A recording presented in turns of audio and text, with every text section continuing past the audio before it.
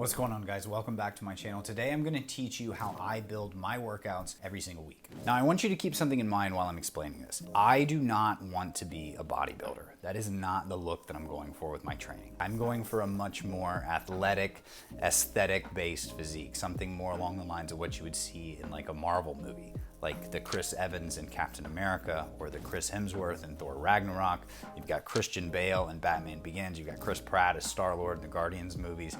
Those are the much more appealing physiques to kind of base my training off of. And I think they're much more practical too. I think they're much more universally appealing, if that makes sense. I don't get a lot of clients coming to me saying, I want to look like a bodybuilder. I have a lot more clients coming to me saying, I want to look like a superhero, because that's what I've built myself up to look like. At least that's what I've tried to. I've told you guys from day one, my inspiration, Superman, Christopher Reeves, Daniel Craig as James Bond, Christian Bale as Batman and Batman Begins. Those were the movies that I saw in my formative years that made me want to work out. So all of my training, I guess in recent years, I did get kind of skewed towards the bodybuilder thing for a little bit, but all of my training is geared towards building a physique that looks something like that. So when I'm explaining my workouts, it may seem like I'm not doing that much, but I want you to keep in mind, to build the physique that I'm aiming for doesn't take that much. It's not the traditional bodybuilder split. I'm not trying to step on stage as Mr. Olympia. So currently I'm using a very basic push-pull leg split, maybe pull-push legs, depending on how I want to split up the week. That means I'm only lifting 3 days a week. That means recovery time is plentiful. That means I'll be able to lift heavier. I'll be able to go harder. Most importantly for me though, I won't get bored. So on Monday, we're gonna train push. That means every motion that is pushing away from your body. You got your shoulder presses, your bench presses, your dips, and then your isolations would look like your lateral raises or your chest flies, your tricep work. Right now, I'm really focused on growing my shoulders, so my push day will look like shoulder press, dumbbell shoulder press, or military press, one of the two. You don't need both. I'm gonna go for probably 4 or 5 sets, and I'm gonna go heavier each set. So I'll get a warm-up set, then I'll do my heaviest set, then I'll go a little bit lighter, more reps, a little bit lighter still, more reps still, and a little bit lighter still, more reps. Probably starting with like 5 to 8 reps and ending somewhere at like 12 to 15 reps. After the shoulder press, I'm gonna go into chest. So there's a ton of different variations for chest press. I tend to focus on the incline press because of the missing pec. I don't have a lot of use for flat bench unless I'm trying to really build the strength up, but tomorrow I'll be hitting incline press. Now I'm gonna do barbell. I just did dumbbells for shoulders, so I'm gonna go into barbell press.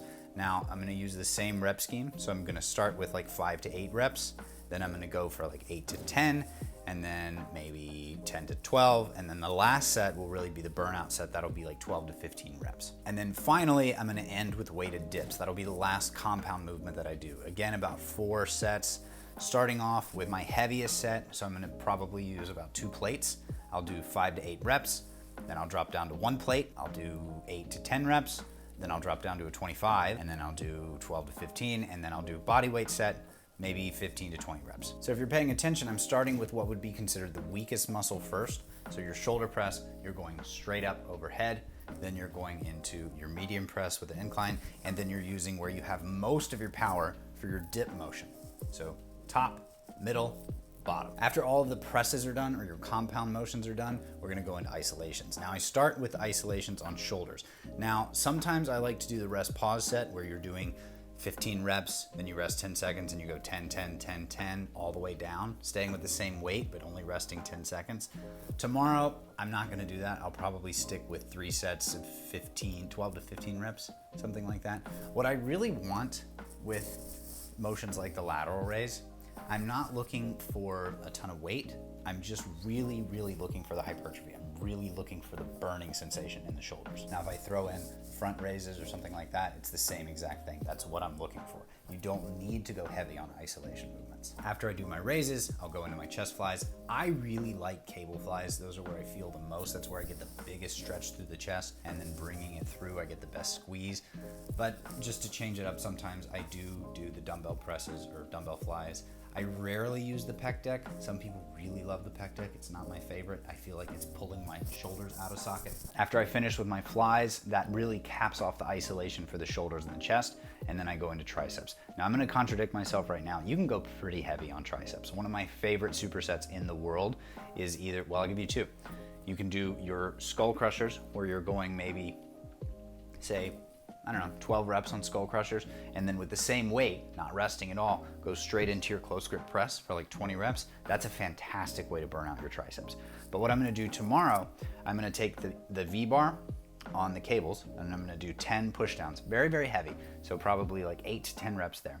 And then I'm gonna attach the rope and I'm gonna go for overhead extensions. Now, that's gonna be something you can go a little bit lighter on, get more of a burn, maybe go into the 15 to 20 rep ranges, really, really, really burns. And that's it, that's a push day. That's an entire push day. It'll take you 45 minutes to an hour max, but go hard, go heavy, challenge yourself. Just because it's short doesn't mean it can't be hard. I always reference Jeff Cavaliere when it comes to this. You can train hard or you can train long, but you can't train hard for long. Now moving into pull day, we're gonna apply the same basic principles, right? We're gonna hit all of the heavy compounds first, then we'll move into isolations, and then we'll move into bicep work. My main 3 exercises for pull day: weighted chin-ups, bent over rows, and deadlifts. So we'll start out with chin-ups. I'm gonna do weighted chin-ups. So either weighted chin-ups or weighted pull-ups. So I will do a warm-up set first. That'll be my just activation set, call it. Then I'll go right into my heaviest set. So I'm going either 2 plates or a plate and 25. Then I'll drop down to 1 plate.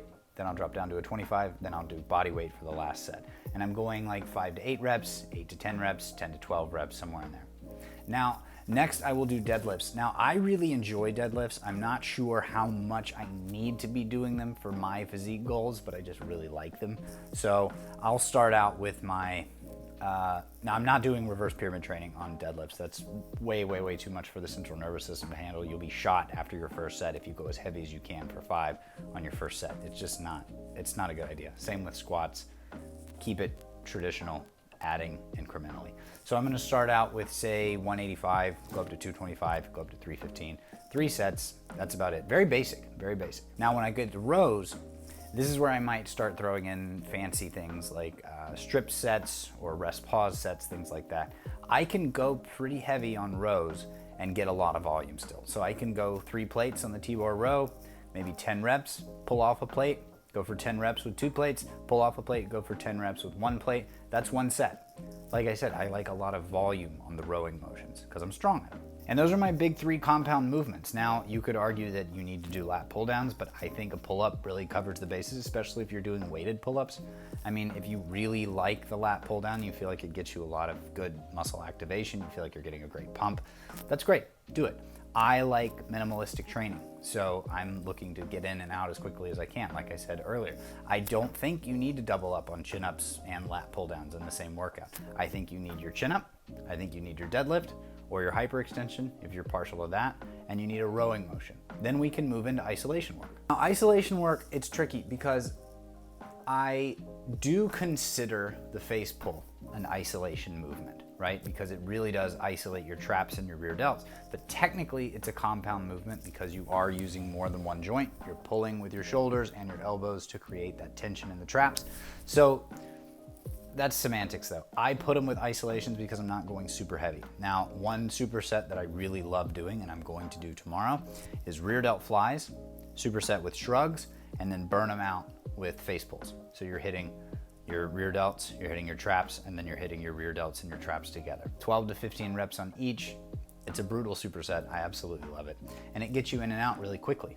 So after you hit those 3, your shrugs, your rear delt flies, and your face pulls, throw in pullovers if you want. I love straight arm pullovers, really working in the serratus. But then I move to biceps. Now biceps are something people overtrain like crazy, especially men. You need to understand, the bicep only runs from here to here. It's a relatively small muscle, right? And then the brachialis runs underneath it. So your bicep gives you the peak, and then your brachialis gives you the thickness, right?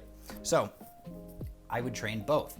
You don't need to do a ton of grip, like your palms up, supinated grip. You don't need to do a ton of work like that. Get one exercise like that, whether it's dumbbells or the easy bar or the barbell, and then move into your hammer grip where your thumbs are up. That's where you're isolating the brachialis. That's what's gonna give you the full arm development, right? And again, that's an entire pull day. So now we're moving on to legs. Now, legs is tricky because it's not so much compounds versus isolation, because when you're working legs, really only the isolation movements you're gonna get are your calf raises or your leg extensions or your leg curls, and I'm not a huge fan of any of those. I like leg extensions okay, but I think there are much more fun, dynamic exercises that can kind of take the place of those. So the big one is the squat, right? You have to do your squats, whether it's a goblet squat, a pistol squat, a barbell squat, a front squat. That's really what's going to give you the most development through the thighs. But then a lot of guys choose to skip the glutes. Now you work your glutes during squats, you really do. But I think everybody needs to be doing hip thrusts to really, really develop the glutes. So I will start with squats. I'll do 3 sets of 8 to 10, maybe 4. And then I'll move right into hip raises. I'll do 3 sets of 12 to 15. I go pretty heavy, like 225 to 315 is like repable range for me. And then after hip thrusts, I'll do RDLs. That's your straight leg deadlift, Romanian deadlift. I think that is absolutely key for hamstring development. Once we've done our RDLs, then I'll move into something fun, like a superset of sprinter lunges and kettlebell swings, something where you can go for a lot more reps. And then maybe, I mean, if we're being realistic, maybe, probably not, but maybe I'll do calves. Now, a lot of people are gonna ask me, where's the ab work? Where are my crunches? Where are my leg raises? Where are my RDLs? Where are my jackknives? Where are my dead bugs? Like all of those things. Look, they're all valuable and they all have their place, but you have to understand, if you're doing military press, you're doing bent over rows, you're doing bench press, you're doing squats, you're doing deadlifts, you are working so much core and your core is getting stronger and stronger. You are effectively training core by doing your compound movements. The process of making your abs visible has absolutely 0% to do with anything we talked about, right? It's entirely nutritional based. You need to be burning fat, which means you need to be in a caloric deficit, which is an entirely different video. If you want to do some solo ab work just on your days off, remember you have 4 days off if you're using this split. Do some ab work, do some crunches, do some leg raises, but don't expect them to make your abs more visible. Personally, I get all my ab work from compound lifts and yoga. I love to do yoga on my days off. It really helps your flexibility. It's really good for your mindfulness. Just a good way to start the day, kind of clear your head out a little bit of yoga, a little bit of meditation goes a really long way. Don't find yourself so prioritized with, oh my gosh, I didn't do my crunches this week. Think more of like, oh my gosh, I wasn't in a caloric deficit this week. That's what's going to get you abs. And that's really it, guys. I hope you found this helpful, and I hope that you will use these tools to build your own workouts.